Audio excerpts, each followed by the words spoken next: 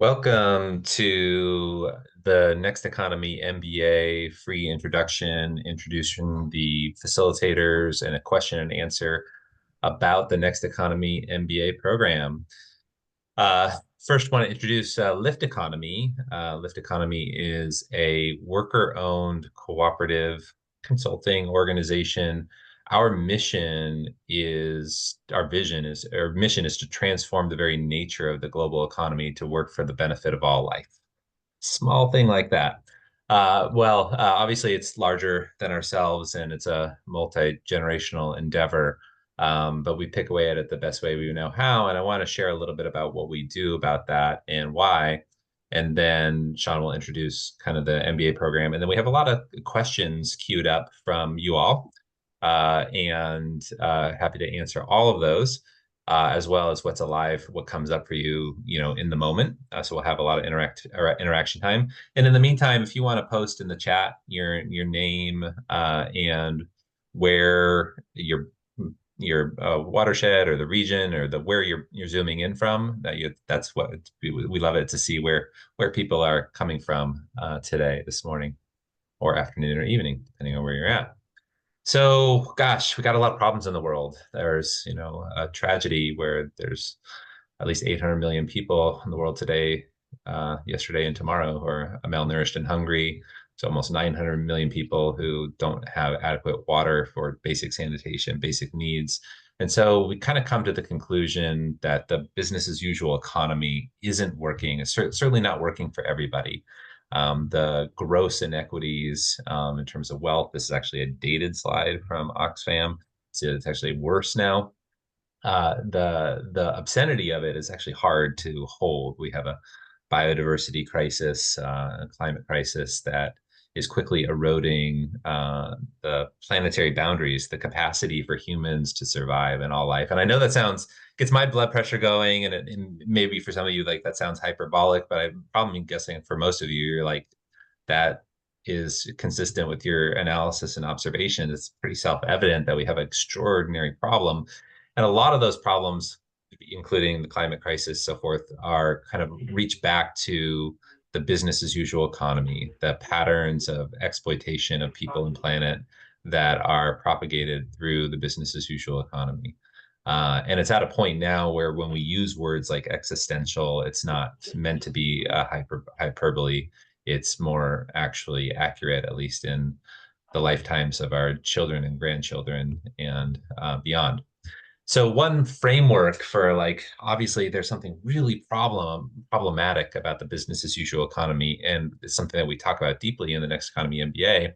This framework informs the work of Lift Economy in general. Is like, if you imagine this line at the top, this is a framework developed by the Berkana Institute, Meg Wheatley and Deborah Fries many years ago, just looking at how systems change. How does change happen in the world? Like, how do we go from a very broken business as usual economy to maybe a different type of economy where everybody's needs are met with nobody left out, where humans can thrive in partnership with the rest of the world around us.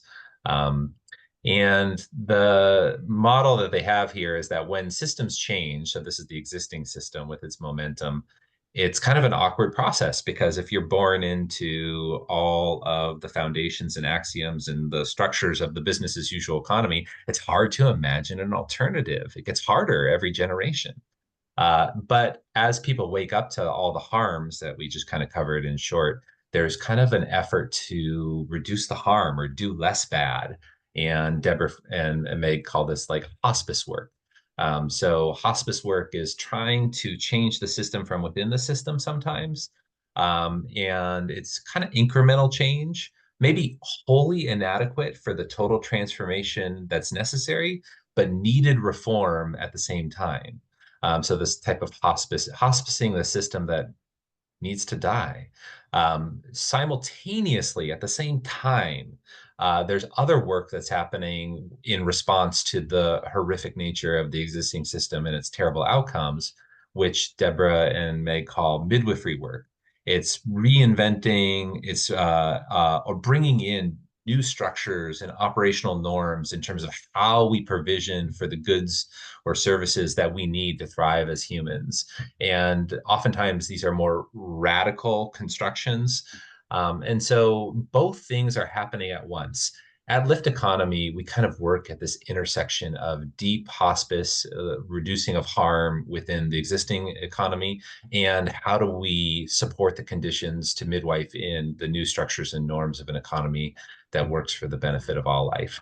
And we do that by a lot of technical support and assistance for organizations. We've worked with over 350 different types of next economy institutions, nonprofits, co-ops, trust-owned organizations, benefit corporations, lots of different types of structures and community-based organizations and groups. We found that a lot of those groups struggle with accessing resources.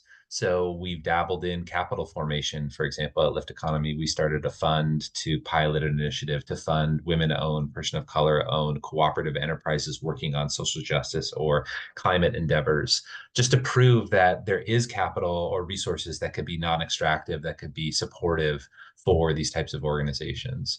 We share the stories. We have a podcast called Next Economy Now, where we try and highlight stories of people who are doing work in developing the next economy or hospicing out the business as usual economy. We've written some books and shared some ideas that way. We also do field building where we look at areas of the economy that where there's misalignment or fractured efforts, like building resilient communities or regenerative agriculture or restorative ocean economies. These are just a few. There's a lot to talk about field building, but I won't go into it here because we're going to talk about the Next Economy MBA. Just want to highlight some of the things we do.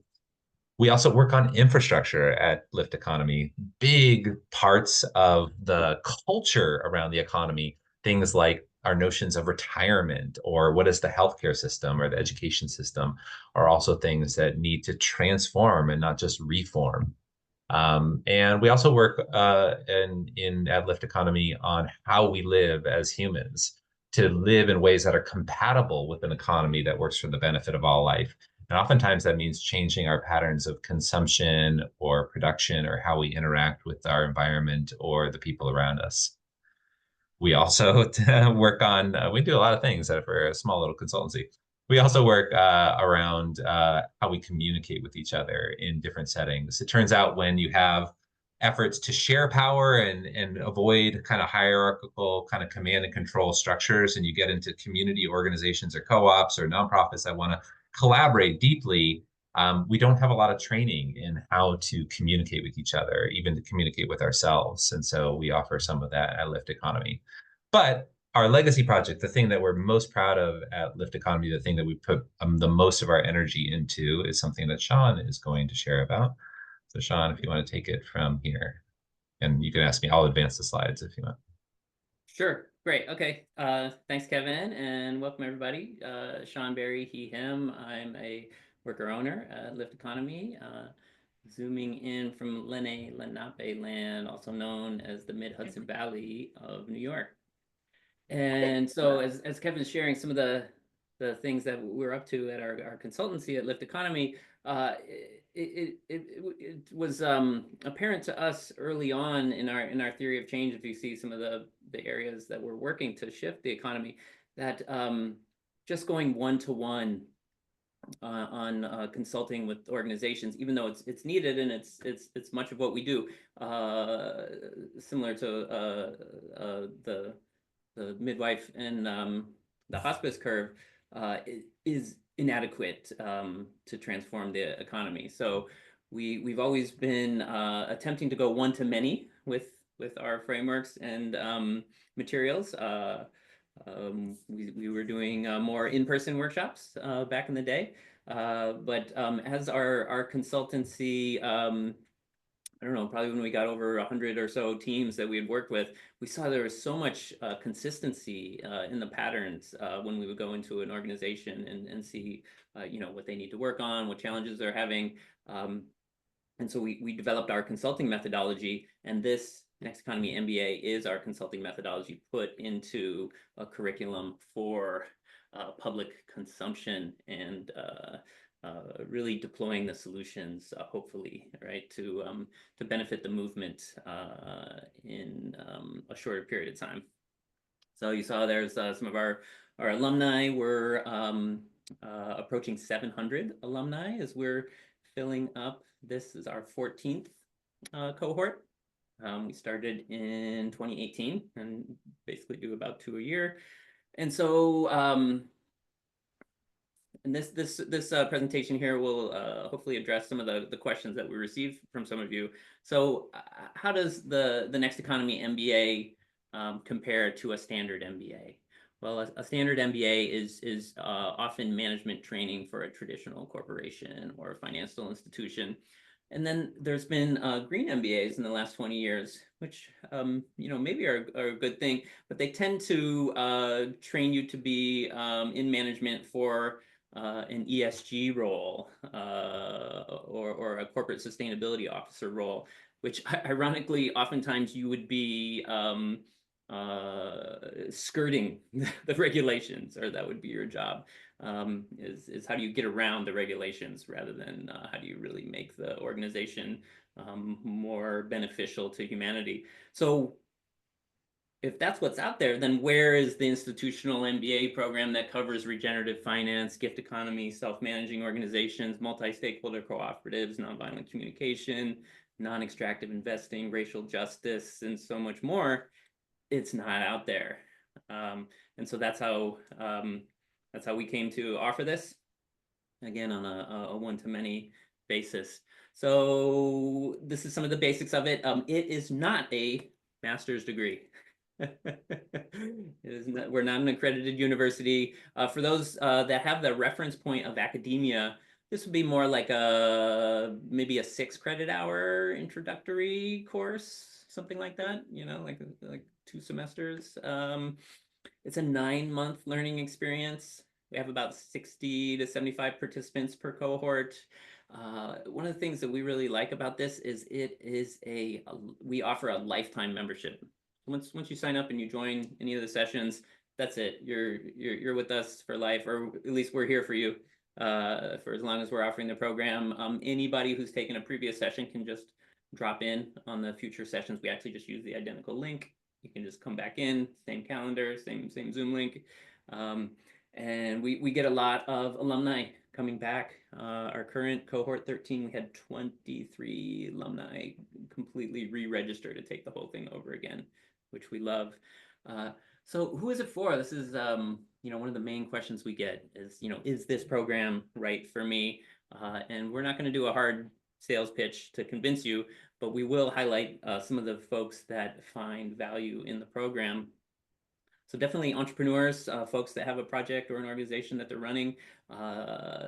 This should help give you, if you're not already there, even a deeper kind of principled approach to manifesting the next economy. And then a lot of the nuts and bolts of how you would apply this to a real existing organization with teams and budgets and capital and goals and all this stuff in a way that's not antithetical to your values. So one of the things we see is folks with a beautiful vision for humanity, but there's so much inertia to the business as usual economy that they wind up applying some of those techniques. Or the other pattern we see is there's enough allergy to business as usual that folks say, hey, oh no, we don't do that. We're anti-capitalists, so we don't do budgets and we don't do roles and responsibilities and performance evaluations. And we're saying, no, we need to do all those things, but we can do them in a way that really nurtures our vision and values. So folks that have a project, folks that know they want to launch a project, or aspiring entrepreneurs, or maybe it's a career transition. You're working in the business as usual economy and there's something better for you. And so that's a lot of the folks we get that are looking for that transition. And then we have those are kind of the major categories. And then we have some academics, some storytellers, some investors, some folks that are, just present for the educational experience. Next slide. So what might you be able to do or get as an outcome? So create a next economy organization or modify your existing business to be more aligned with creating benefit for all life with applicable tools, tips, strategies. Increase your confidence and your understanding of next economy business fundamentals. Feel more confident about a career that aligns with your deeper purpose.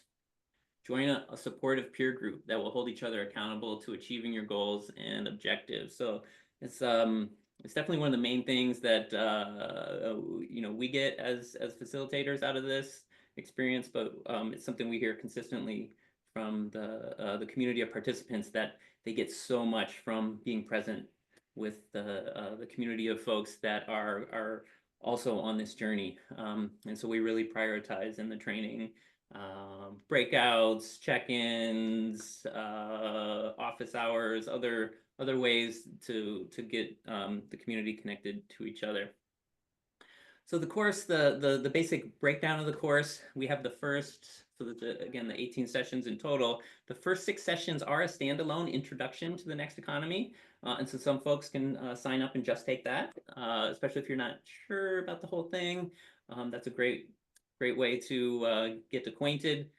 Then from there, we go into session 7 to 16, which are the nuts and bolts of the business mechanics and how are you going to run your organization, your team, or your project. And so we go deep on vision, culture, strategy, operational systems, marketing, and sales. So that slide with, oh, and then the session 17 and 18, we at the end, we kind of jump back out to the big picture for systems and culture change, because a lot of this, what we're presenting is really how to be as next economy as possible while you're interfacing with the business as usual economy. And there's a much broader vision for an economy that works for all life, that we're not there yet, but again, we want to keep advancing the vision. So the intro to next economy, again, you can take that independently. It's $1,000, or for all of our offerings, we offer 50% off for people who identify as people of color. And that's the basic overview. So the couple more slides, Sean, that I might add. I'll chime in here to add, just to see, addressing some of the preceded questions. Then we'll get into the details of the questions that people brought. So some people ask, what is some of the details of the content of those sessions? Like Sean gave you the overview,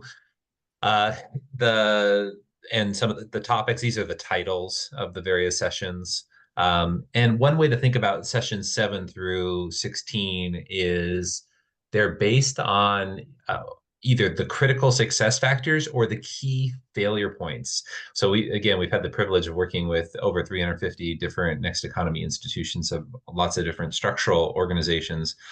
And these are the places where we see when something doesn't work and doesn't make it. These are the critical failure points. And kind of the reverse of that, these are the critical success factors for making a next economy endeavor work. And by next economy institution, I'm talking about any group of people coming together to provide needed goods and services for your community in ways that are in alignment with your values, that are compatible with a livable future for the benefit of all life. So other things in the training, some people asked about, are there resources and so forth? There's over 350 references and resources. These are books, articles, videos, podcasts, different multimedia content, different ways to access the content. It's not all obligated. Most of it is supplemental and optional. There are some resources for the training that we mark as referenced within the training itself. So we'll refer to them in the live sessions. There are dozens of case studies and case stories, different ways to animate our imagination. These are organizations and institutions that exist today in different parts of the world that many people don't know about, that are modeling different next economy principles. We have a lot of templates for, like Sean said, organizing your organization, your co-op, your nonprofit, your B Corp, things that you can use. And many of those templates are assigned as extra fun. We know there's oftentimes an allergy to the word homework, so we have some supplemental opportunities to do synthesis and integration of what we're learning together. And so there are assignments that can be reviewed where you can apply oftentimes the templates to the development of your existing organization or to your dreams and aspirations for what you're trying to create. There are racial justice caucuses, which we'll say more about later. There's participant-led affinity groups. So some people are interested in, for example, some of the affinity groups that exist now. There's Next Economy, Media and Arts. There's regenerative finance. There's building resilient communities. I think there's one on worker cooperatives. In the past, there were some people who are interested in like textiles and fashion. So there's different affinity groups that pop up on different topics. So if you're interested in one of those topics, it's participant led from the alumni. So it's not just within your cohort, it's within that group of 700, 750 people that are participating in the Next Economy MBA learning community. Occasionally there's special sessions within a cohort. People are like, oh, we really want to go into complementary community currency design. What's the latest there? And so at Lyft Economy, we have people in our network we can invite for a conversation for a special session. And there is a way to stay in contact with the learning community, both your cohort and the alumni, through a non-commercial technology cooperative platform called Hylo, Hylo, which we can show later if we have time for people who are interested. And that's actually the group that stewards the Hylo platform, our graduates from the third cohort of the Next Economy MBA. Number of people asked about the structure of the content. So there's 18 live sessions over the course of about 9 months. They're, an hour and a half each. The first 2 sessions are 2 hours long. There are office hours following every live session, live office hours. There's in the same week. There's the racial justice caucuses that are optional. There's all sessions, with the exception of the caucuses, are recorded for your independent review at whatever's convenient for you. Some people do take the training without the ability to attend any of the live sessions because it conflicts with their work schedule or their care schedule. And so there are some people who attend solely by watching the videos. Probably from feedback we've heard, it can be valuable, but still probably a suboptimal experience compared to the ability to attend live, though we do reserve the possibility that you can ask questions that will be addressed in the office hours. So somebody asked that question about that. I mentioned just about each session has the extra fun. On average, we've done surveys for, we have over 1,000 points of data feedback from various sessions. So we ask for feedback frequently. For the whole course, we've tried to ask the question from the 700 alumni, what does it look like for you? On average, people spend about 2 to 3 hours a week over the 9 months, but you can do a lot more than that with all the optional aspects, and theoretically, it could be less.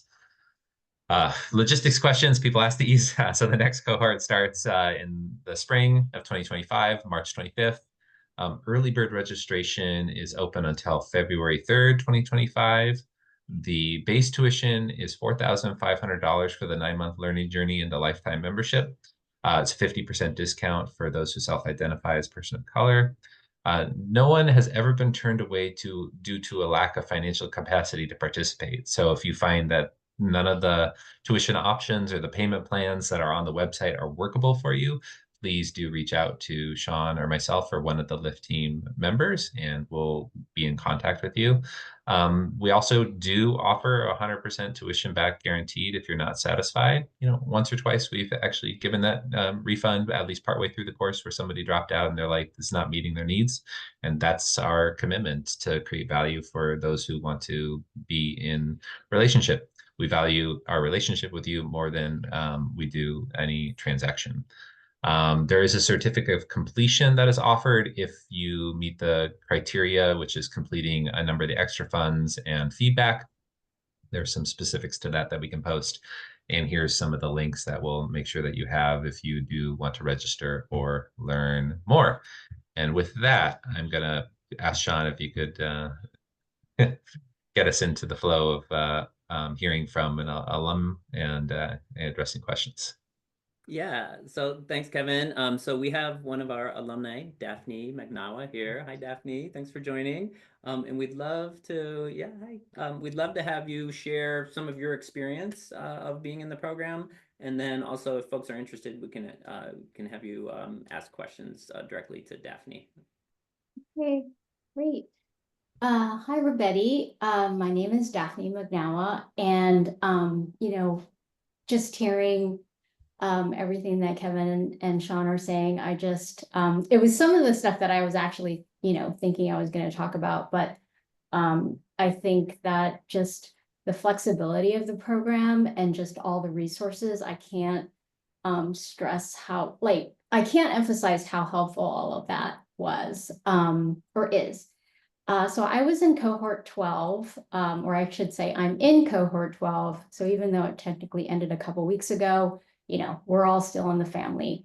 And so when I heard about the New Economy MBA, I had no idea what it was. But just the idea of learning about a new economy that benefits everybody and that individuals can make a difference, because sometimes that seems overwhelming.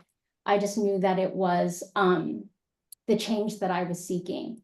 And I had a business idea and I wanted to figure out a way to build it and sustain it using the new economy principles. And so, being in the course, the folks at Lyft, Kevin, Sean, Aaron, and Phoenix, they helped to take the principles and relate it back to the business as usual economy, because it was a good way to relate, because that's all I knew. And so it was easy to sort of link those things together and figure out how to change it.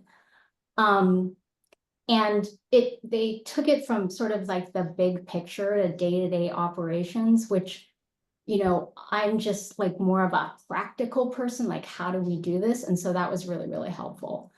And again, so sort of on the practical side, I learned a lot about alternative revenue models, which is really just getting creative, and alternative ownership models. And because the type of business or organization that I'm interested in building is just something where we don't really want the stakeholders or customers to have to pay for this. So, and it gets tricky when you have sort of a nonprofit type of organization. And so I really got a lot of ideas about, just to think creatively on ways to benefit everybody that's involved. And I think the other really helpful thing was figuring out how to align your values with strategy when you're building something like this. And again, I can't stress how important it was to just have a supportive community in general, where you could bounce ideas off of people and share your experiences, and just challenges where you can get advice from people. And people that are sort of cheering for your success too. So if you can, I highly recommend that you join the family. Thanks so much, Daphne. So just curious if anybody has questions for Daphne on her experience with the course.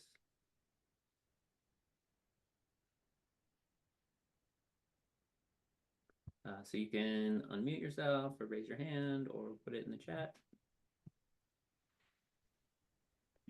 This is Jody. I'm wondering, well, first, thanks for coming on and sharing your experience. And I'm wondering, have there been any like in-person meetups that have happened with your cohort in sort of ad hoc ways, or can you speak a little bit about the relationships that were developed along the way?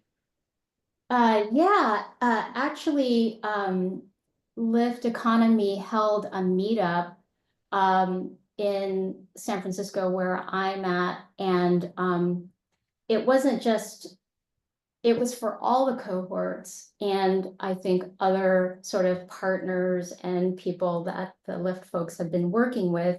And so that was super, super fun and helpful.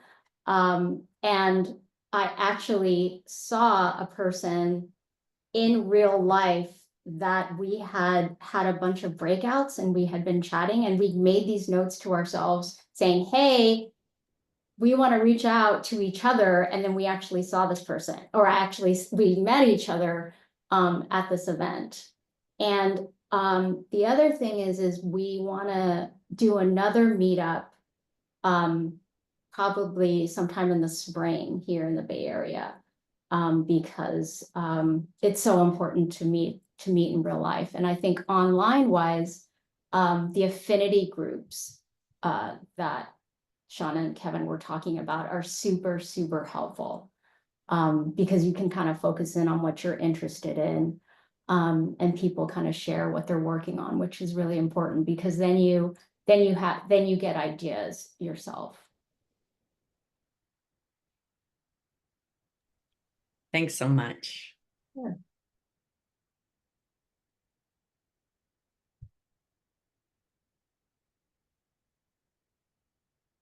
More questions for Daphne? Noah.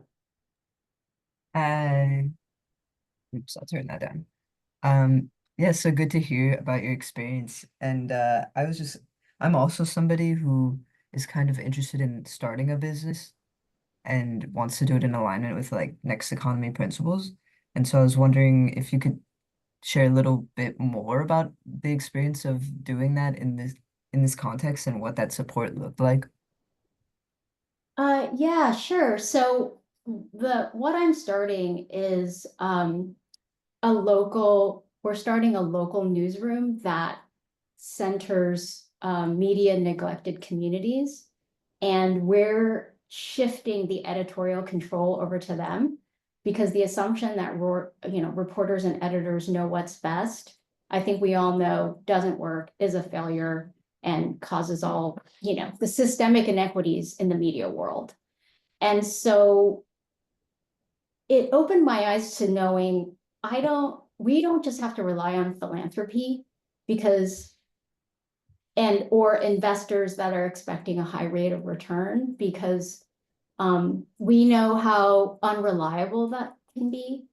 And so I think sort of thinking about new revenue models. So one of the ideas that we had, so sort of based on what I learned and the things that we were talking about in class, was we were thinking of having a training on how people can navigate government bureaucracy.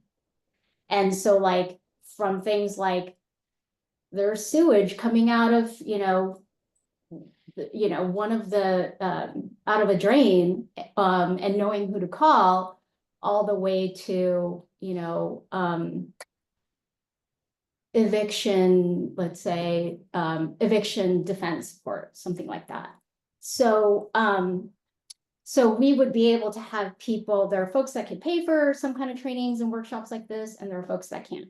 So those are the types of things that we're looking at, because there are stakeholders that do have the funds to pay that are also willing to support folks that can't. So that was an idea that we came up with that I don't think we could have come up with it if I wasn't in the course.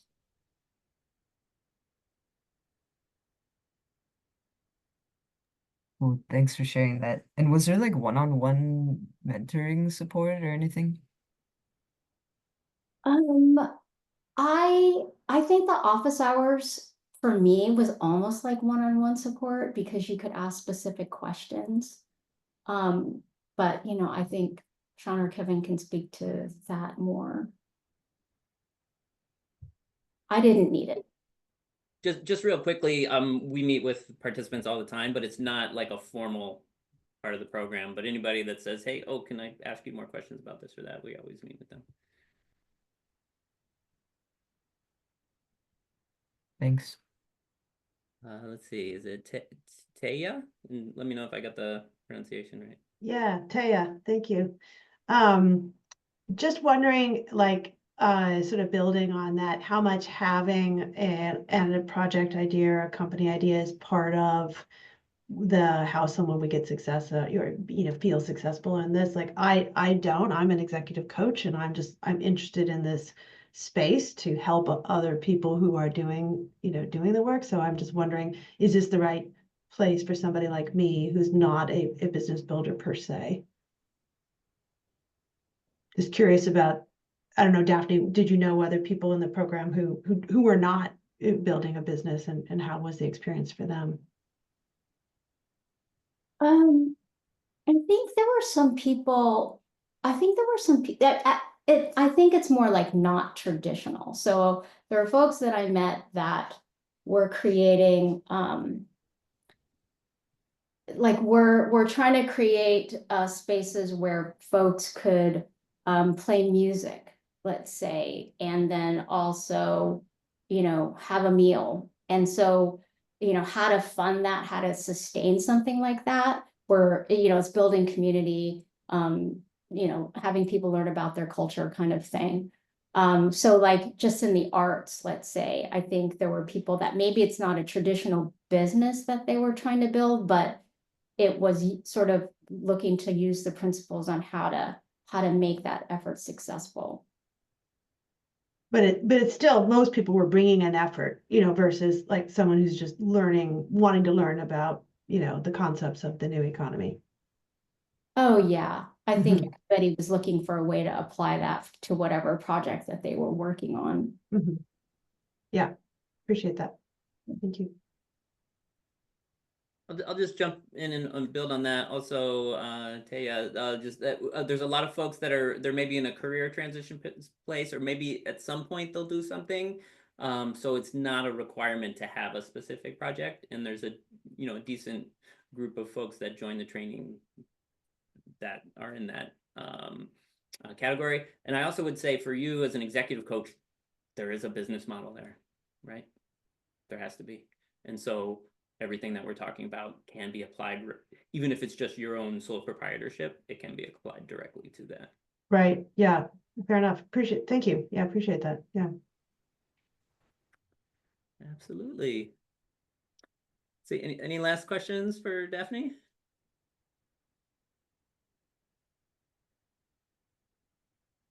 Okay, we'll keep moving. Thanks so much, Daphne, for joining us. Thank you. Bye, everybody. Good luck with everything. And then let's see. I see Akil Bell from our team is here. Akil is an alumni and also is the facilitator of our BIPOC racial caucus. Hey, Akil, you want to give a little intro? Yes, greetings. Thanks, Sean. And good to see everyone here. Yeah, Akil Bell, and I put it in the chat that I'm out of Los Angeles. I don't see the tongue of the land. Let's see. So I'm cohort 20 out of cohort 6 rather in 2021. And I would say in about 2023, actually 2022, the end of 2022, became a co-facilitator for the POC caucuses, BIPOC caucuses. And the caucuses for us has really been a space for BIPOC folks to really, offload some of the traumas, some of the pain that has been experienced through in business as usual business models, right?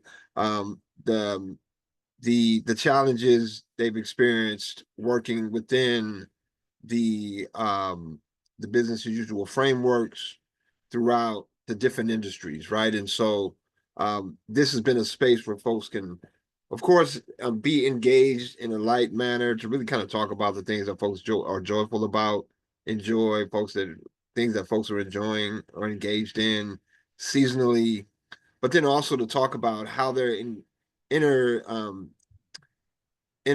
with the next economy principles as they move into their existing practices with the framework of next economy principles, or begin to design and implement new practices / businesses, right? And I'm saying practice because ultimately, we're doing a work regardless if we're getting paid or not, right? And so when I look at it from a next economy lens, it's that we're here to do a certain level of work that we are passionate about, that we feel is purposeful. And then we get to identify with these principles, next economy principles, businesses that are not just beneficial for ourselves and the stakeholders, but for the folks that we're wanting to serve. for the folks, for the communities we want to serve, and ultimately like the world, right? So just wanted to bring that up and share that. We do that once a month. But then the other thing is I wanted to share, and I appreciate Daphne being here as well. We're also in the media arts, journalism and culture affinity group as well, where we're also looking at how artists and journalists and creators can come together and integrate their practices within the Next Economy community. And then also the regenerative finance affinity group, where we're looking at regenerative finance and what that really means. And the fact that we get to, as a part of the Next Economy MBA, I'll affectionately call it NIMBA, where we get to move these industries into the next economy, right? And we get to do it within this NIMBA alumni group, which is about 500 plus folks at this point, right? And so coming into the NIMBA, you get a chance to be a part of a community of folks who understand the principles, who are looking for strategies to implement principles. You can build partnerships, you can build ecosystems, you can build networks of folks that you can work with to achieve the goals that you want to achieve through this work. That's really, again, steeped in Next Economy principles. And so I just wanted to share that. Definitely appreciate Lift Economy for hosting these sessions and also the cohort sessions as well. And look forward to seeing y'all in the NIMBA alumni family. Thanks, Big shout out to Akil. you. And so we've been kind of like, thanks everybody for submitting your questions in advance. We've been kind of checking some off, but now's your chance. If you didn't submit a question, or if there's something burning, can raise your hand or put it in the chat. And then we'll also at the end we're going to go through and make sure we hit all the questions that we get. So we just want to invite folks to ask a question. And you can unmute and speak. You could raise your hand. You could type. Hi, this is Selena Green. My question is, do you help connect fellows to the appropriate types of capital to further their projects, either to impact investors or the types of grants, or even just, educate them on different types of funding models to further their work? Thanks for the question, Selena. So it's definitely covered in the curriculum. Session 11 is on strategy, and particularly the strategy around fundraising. So we definitely go into that. We also have a self-study module of 9 hours of video that goes really deep into that. So it's definitely covered.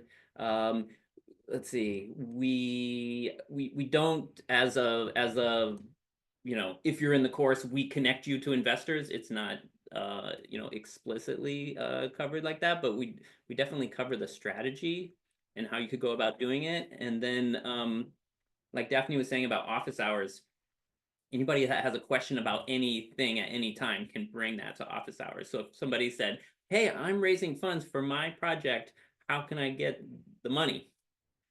And we say, "Hey, great question," and we would explore that together. So there's definitely space for that, and it's definitely very much on the curriculum. So just, Selena, how's that landing? Did that answer your question? Yes, it does. Let's see. I see a question in the chat from Anna asking, would tuition be able to be written off as a business expense? I'm in the earliest stages of starting a business and don't have a structure yet, but considering making it happen. Yeah, in most cases, that is an approved business expense. So when you do your taxes, you could subtract that from your taxable income for that business, definitely.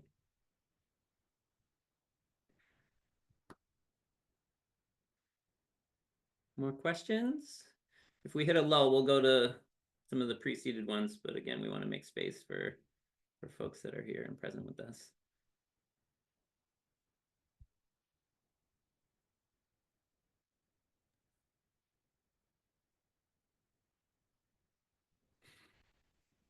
See, Kevin, do we want to hit some of the preceded ones? Of course, yeah. And maybe if a question comes up for you, feel free to interject. Let me see. There's a couple particular questions. One question, I love this question. Somebody says, do we think about business as part of the greater economy, the commons, household, and the state, along with the market?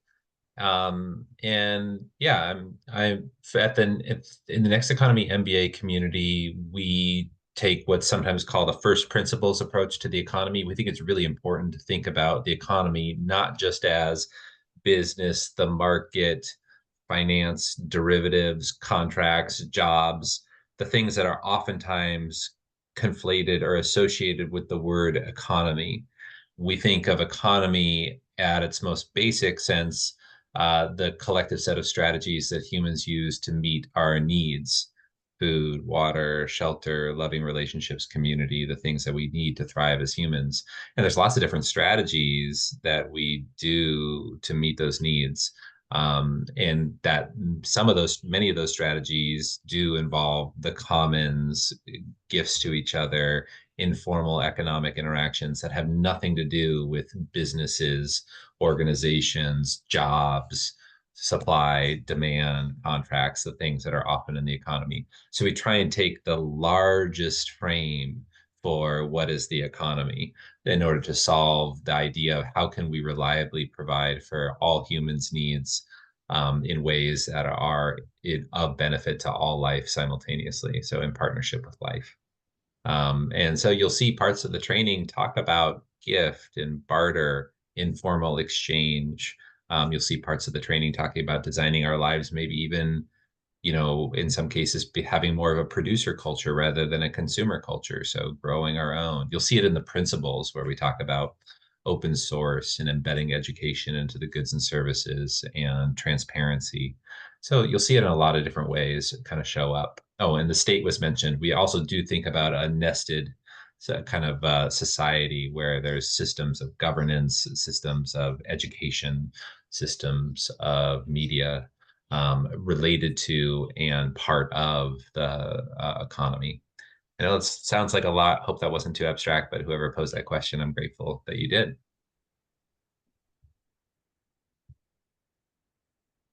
Thanks, Kevin. I think we'll just keep going, but folks, anytime you have a question, raise your hand, unmute yourself, or put it in the chat.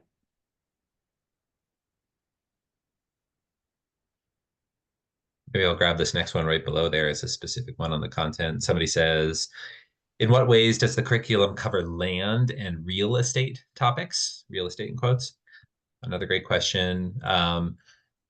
The business as usual economy, the largest asset, and I'm using quotes around the word asset, is land. Land is very consequential to thinking about the economy. We do, in the Next Economy MBA, cover different land stewardship models, which involve oftentimes things like community land trusts, perpetual purpose trusts, recommoning of land through co-ops, so permanent real estate cooperatives. So there's a variety of models that are not necessarily that well known oftentimes that we share. We share about how those models are financed, and then we mostly through case stories, we share where those models exist, and how people are actually organizing different ways for interacting with land to steward it and not own it and privatize it or control it or commodify it. So we explore those models, we explore how those models are financed and supported and how those models are governed. And most of that is done through case stories. There is an affinity group that has a broader frame called Building Resilient Communities, which does look at these different ways of holding land in common as community.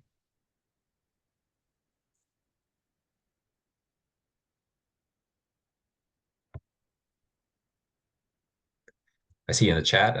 Great. I'm glad, Noah, that you're interested in radical real estate models. That's our favorite. One of my favorites jams too. And people ask questions about projects that Next Economy MBA alumni are involved in and that there are some real estate projects that I'll just drop one into the chat as an example, where alumni from the Next Economy MBA are worker owners at a multi-stakeholder cooperative called the East Bay Permanent Real Estate Cooperative, which I would call it a radical real estate model as an example, but something to look into. We talk a lot about it. Jeff says, how much of the emphasis is on scaling one's project? Ours is local by design. Yeah, the word scale is something, it's maybe more the how. I love that you put quotes around it, because I think the how is important. So the economy, global economy, transforming the very nature of the global economy is a big scale project, but we don't scale. Sometimes we think of scale like Walmart, like scale by accretion, like scale is like bigger, bigger, bigger, bigger. There's another way to scale, which is we talk about regional replication and adaptation. So replicable models. If we meet human needs in this region, the same human needs, though inflected by culture and place, exist in that region. So the way we meet needs over here, what if we could scale by open sourcing and replicating the same type of project over there? I just put a link into the East Bay Permanent Real Estate Cooperative. Well, maybe there needs to be a West Bay Permanent Real Estate Cooperative or a South Bay Permanent Real Estate Cooperative, or different permanent real estate cooperatives that are inflected by the culture and place of different regions. And that's a model for scale, but not necessarily scale by accretion. So we definitely are very sympathetic, and most of the case stories that we reflect on are bioregional or regional in scale in terms of the number of people involved and so forth, but they're decidedly trying to model and open source what they're doing so that it could be adapted elsewhere. Does that help, Jeff? Let's see. Thumbs up.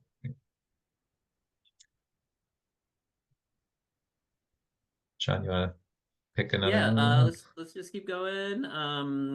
Picking some more questions. There's a question. Oh, let's see. No, I'm seeing you here. Do you discuss ESOPs at all? I'm hearing that the Next Economy people are becoming interested in this more and more, and I don't know much about it. Yeah, it's kind of on the menu. It's discussed in terms of structures.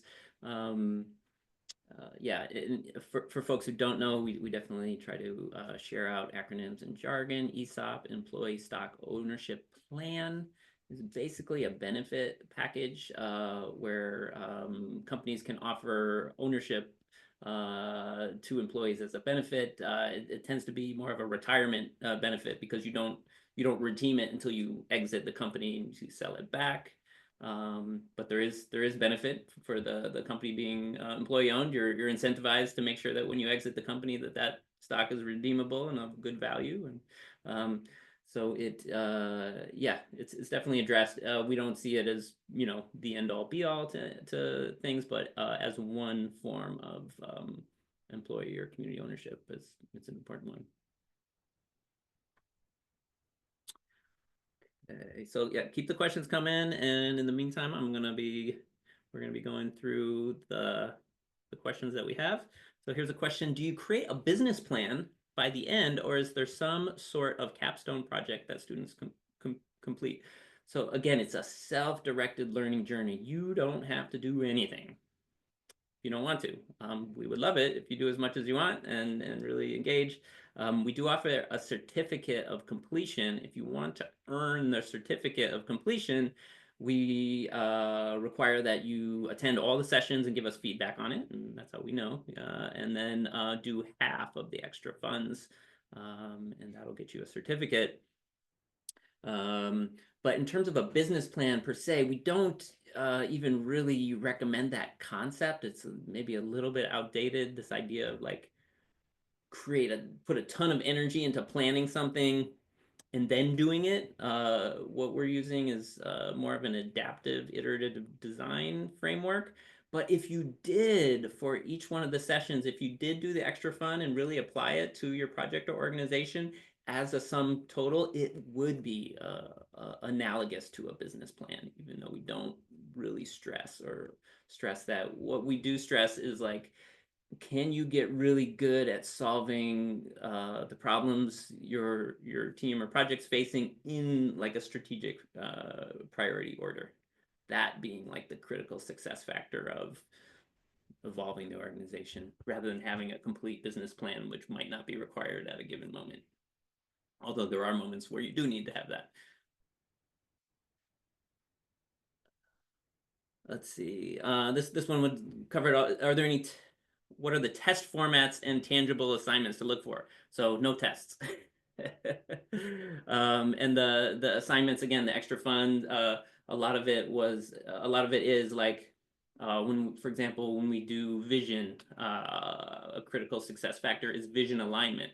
So one of the frameworks is how do you achieve vision alignment? And then the extra fun for that would be, you know, share your vision and write it out. So those are, you know, kind of the invitations to really apply and practice the material.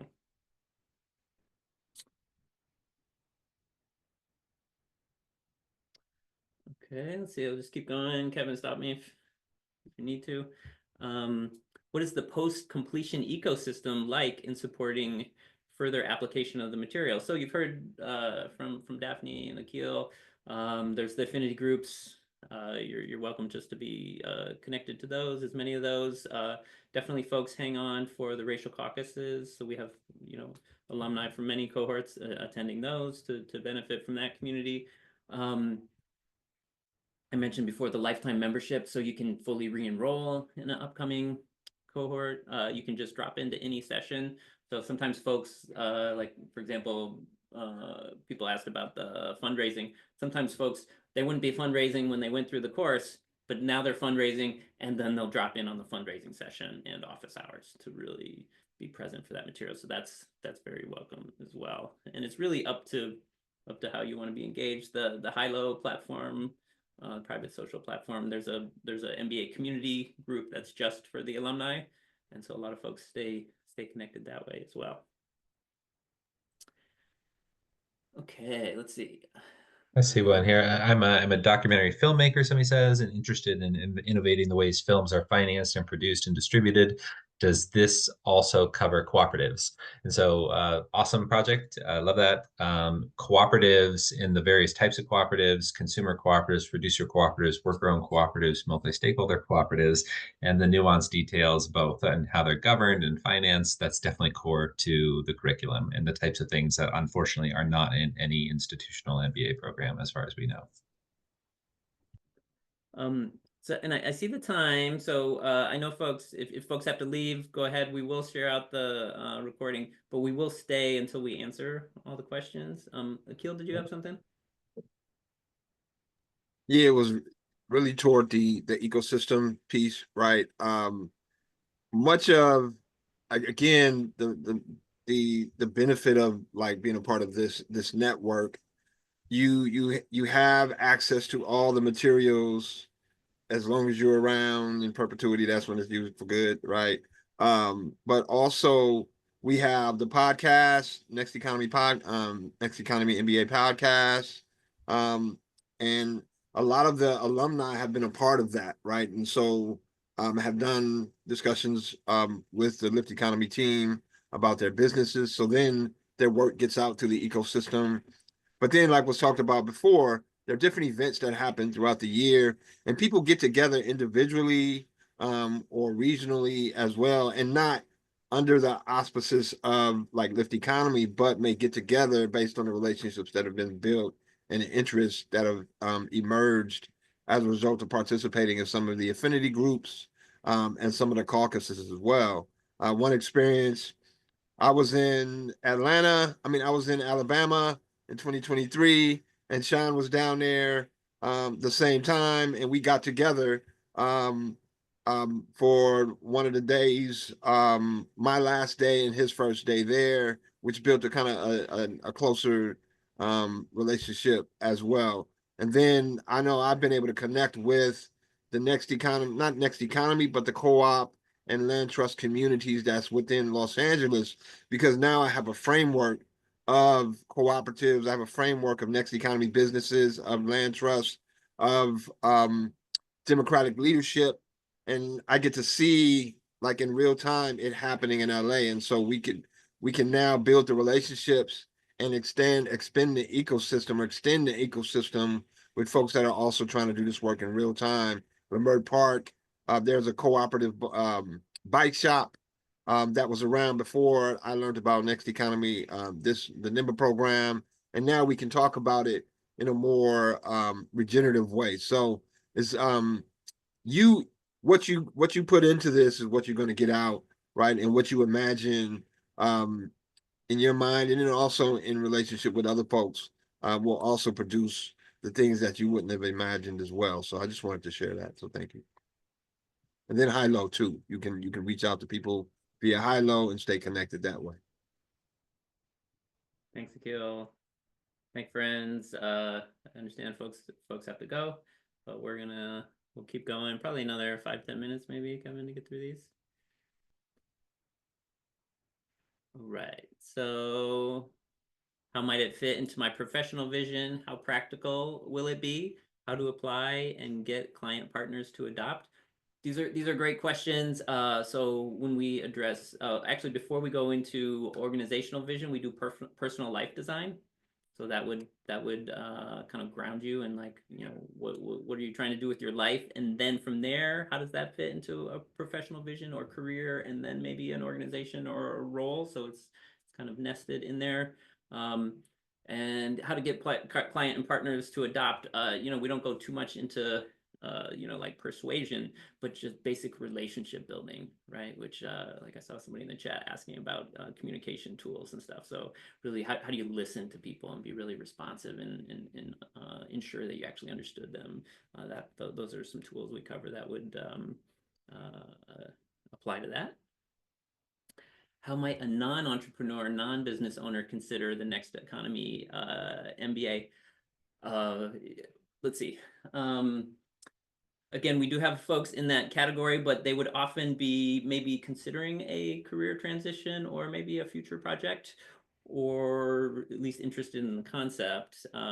So it would be, you know, kind of inviting you to envision a reality that might be different or evolving. So kind of expanding your awareness of what's possible or what could be created. What assistance do you provide for those creating Next Economy ventures, i.e. fiscal sponsorship? So yeah, we don't do fiscal sponsorship, but we can, you know, talk about, you know, those type of tools if needed, and or make recommendations or introductions. Yeah. Yeah, introductions we'll often make, you know, especially if there's something very specific, you know, you're specifically in this industry, and say, oh, well, we know this team here and we know the founder, and we'll go ahead and make those type of introductions.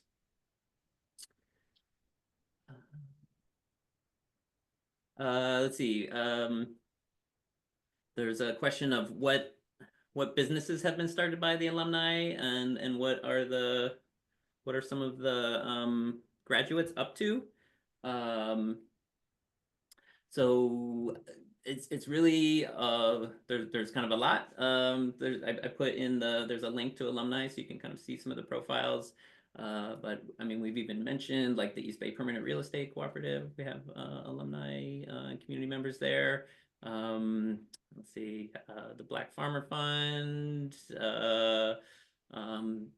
Yeah, lots of cooperatives, lots of kind of innovative organizations. So, and then we even do see folks that, you know, they team up together through the training, or maybe they get hired into an organization through the training. So we definitely see that kind of proliferation of relationships. Let's see, anything else we're still missing, Kevin? Oh, I see Candy. Days and times and time zone live courses are held. Yes, great. Okay, so the live sessions are on Tuesdays, 11 a.m. Pacific, 2 p.m. Eastern, and then the following office hour is 2 days later on the Thursday at that same time, 11 a.m. Pacific, 2 p.m. Eastern. See a couple more preceded ones. Somebody says, how do we measure impact? Something we're working on for this program at Lift Economy, we have our own we have a variety of ways in which we measure impact. including for what it's worth, again, not that we would hold it on a pedestal as the measure of impact, but the B Corp certification world has a impact measurement assessment, and we do Lift Economy is a certified B Corp. We're one of the top 10 scoring B Corps in the world. So it's one way we measure impact. But for the program, more it's about the success of the participants. So we look at your life trajectory and the value that you're contributing to your communities, and that's we consider it successful if we can be supportive in any way to your success. And we do have evaluations, assessments. So every session, there's a feedback form. And when I said earlier in the session that we received over 1,000 points of feedback, that feedback usually also includes, or it asks for, your subjective assessment of the value that we're providing. And so we track that number pretty closely, along with the qualitative feedback. And that's how internally we discuss the impact of the program. Somebody asked about, go ahead. Yeah. What can I expect for the application or registration process? We don't process applications. You can just sign up and join the training. So it should be just prompt. Just take as long as we value accessibility, so nobody's ever been turned away, and we've never had a surplus number. We have had some people suggest that the largest cohort we ever had was 73. Internally, we've talked about capping it at 75. I don't know if we'll run into that risk. It's only happened once where we even got close to it. So, but if we do exceed 75 people in a cohort, then we might institute an application for the balance, but we don't have to worry about that until we do. Not there yet. I don't know if we missed this, Kevin. Who are the instructors? Oops, skipped over that. There's Kevin, there's Sean, and then also not with us today, our partner Aaron Axelrod, who specializes in land-based initiatives, and then also our partner Phoenix Soleil, who specializes in nonviolent communication and training and mindfulness, among other things. And then Jeanette Moreland as well. Yeah, we have Jeanette Moreland, our marketing lead, that will drop in on marketing. We have our partner Ryan Honeyman, who hosts the White Allies Caucus and will occasionally drop in on a session. So I think that's the team. And did we get them all, Kevin? I think we got all the preceded questions. For anybody watching the recording, if we didn't address something that's important to you to know, there's 3 more free intro sessions before the March start of cohort 14. And of course, you can message us at any time. I'll drop in my email and phone. Happy to respond to any specific questions that you might have. Yeah, thanks anybody. And any last questions? Otherwise, we will hopefully see you on the MBA.